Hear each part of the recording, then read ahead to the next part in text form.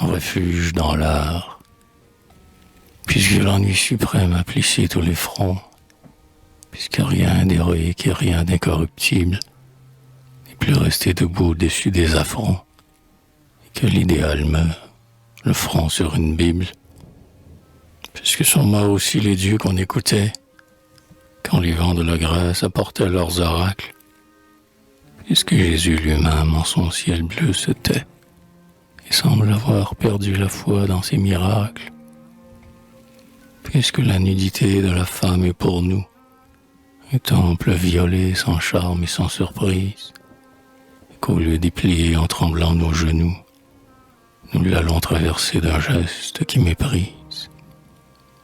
Puisque les grands, les purs sont dédaigneux d'agir, et seraient lapidés s'ils tentaient l'épreuve, sans pouvoir sur les fronts de la foule élargir le drapeau frissonnant de la parole neuve.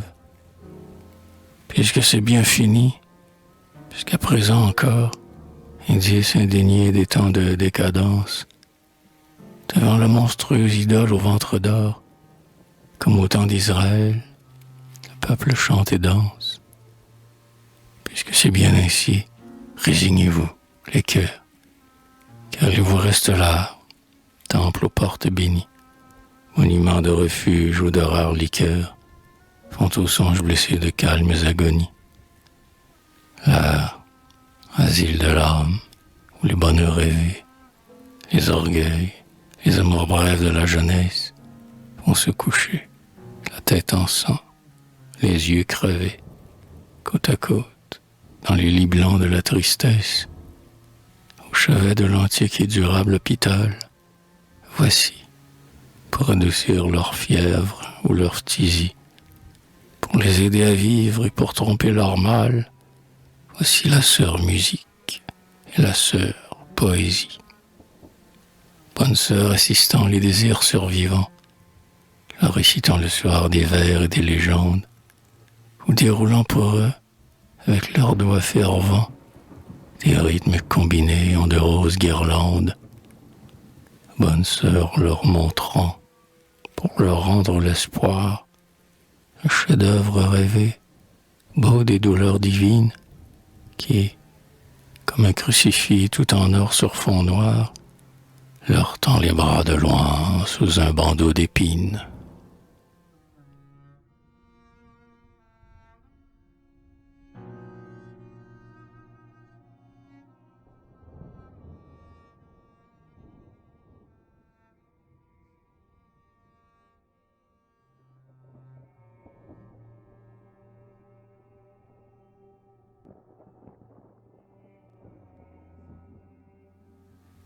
L'idéal. Les écoliers joueurs dans le calme des classes, pour voler les rayons du soleil émergent, en chasse dans leurs doigts, comme un piège d'argent, des débris lumineux de miroirs et de glace.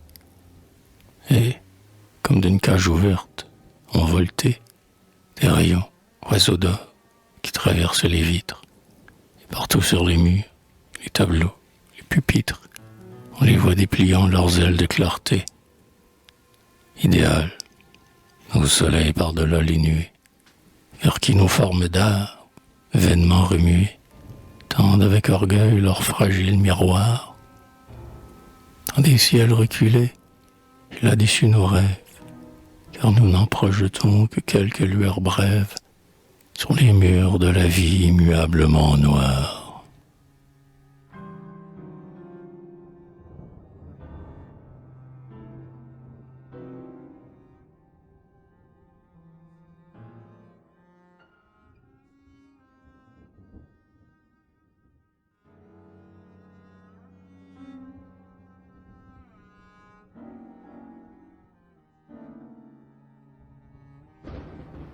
Art pur, est-il vrai que le verre doit vêtir l'armure, et, quittant le manoir où son orgueil le mur, doivent, tel qu'un soldat amoureux d'éclairons, marcher dans la bataille humaine, entrer en lutte, et, laissant loisir du camp les airs de flûte, faire sonner au vent, comme des éperons, les rimes d'or sur le pavé des strophes fières. Non, le vers doit pleurer, escorter les civières, où les corps sont pareils à des lits teints de sang. Il faut que, pacifique, humble, compatissant, il aille, dédaignant la bataille futile, mais prenant en pitié les faibles qu'on mutile, et ceux qui sont rompus d'avoir longtemps lutté, le vers, avec des airs de sœurs de charité, leur portera le soir, par la plaine assoupie, des doux mots, des mots blancs, comme de la charpie.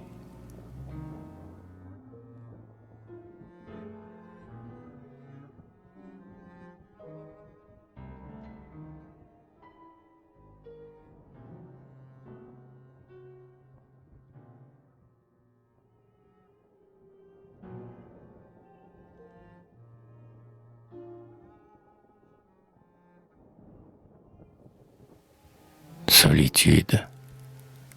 Faut-il fixer toujours des yeux mélancoliques, tel qu'un prêtre pensif, sur les choses de l'art, tel qu'un prêtre qui reste agenouillé très tard, dans son église froide, à veiller des reliques?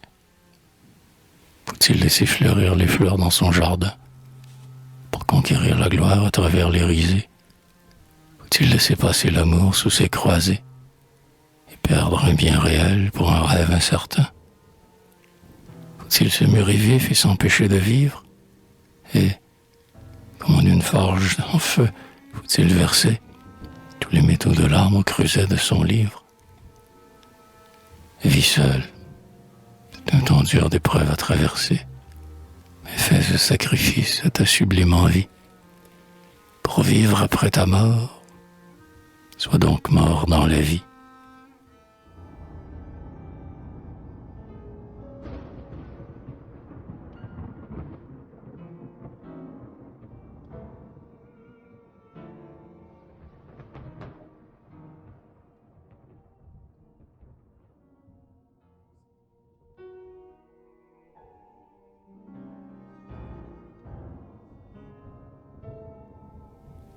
Renoncement, loin des villes, des quais, des marchands et des grèves, mon vaisseau revenu des plus lointains climats, pour que rien ne se mêle aux songes de ses mâts, s'isole dans la mer qui respecte ses rêves. Aucune cargaison n'en a rempli les bords, il n'a jamais connu le feu des abordages, et met tout son orgueil à laisser ses cordages reposer sur le pont comme des serpents morts. Mon navire inutile et superbe sommeil, sans que jamais pour un trafic il appareille, vers quelque port lointain entrevu dans le soir, et seul, sans matelot, ayant cargué ses voiles, il dérive au milieu d'un mirage d'étoiles, dans une mer propice à son grand nonchaloir.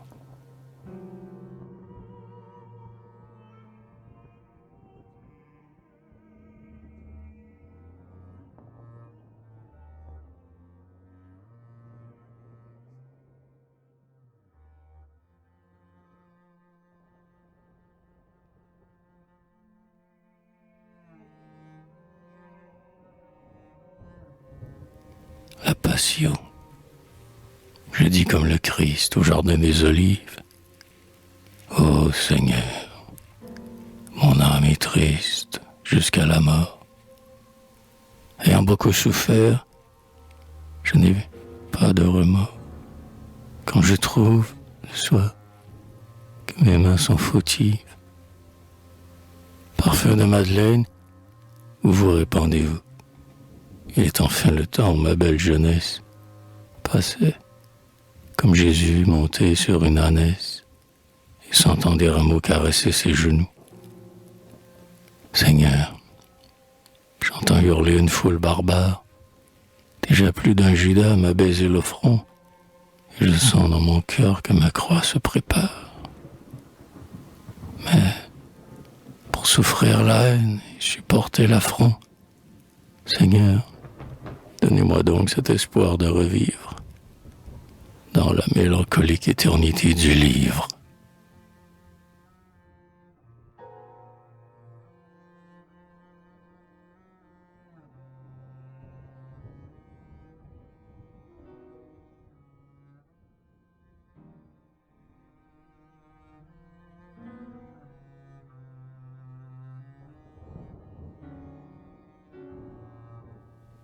Une veillée de gloire. Quel orgueil d'être seul à sa fenêtre, tard, près de la lampe amie, à travailler sans trêve, et sur la page blanche où l'on fixe son rêve, de planter un beau vers tout vibrant, comme un dard. Quel orgueil d'être seul pendant les soirs magiques, quand tout s'est assoupi dans la cité qui dort, et que la lune seule, avec son masque d'or, promène ses pieds blancs sur les toits léthargiques. L'orgueil de luire encore lorsque tout est éteint. Lampe du sanctuaire au fond des nefs sacrées, survivance du phare au-dessus des marées, dont on ne perçoit plus qu'un murmure indistinct. L'orgueil qu'ont les amants, les moines, les poètes, d'être en communion avec l'obscurité, et de voir leur cœur des vitraux de clarté qui ne s'éteignent pas pendant les nuits muettes. Quel orgueil d'être seul, les mains contre son front, à noter des vers d'eau comme un accord de lyre, et, songeant la mort prochaine, de se dire, peut-être que j'écris des choses qui vivront.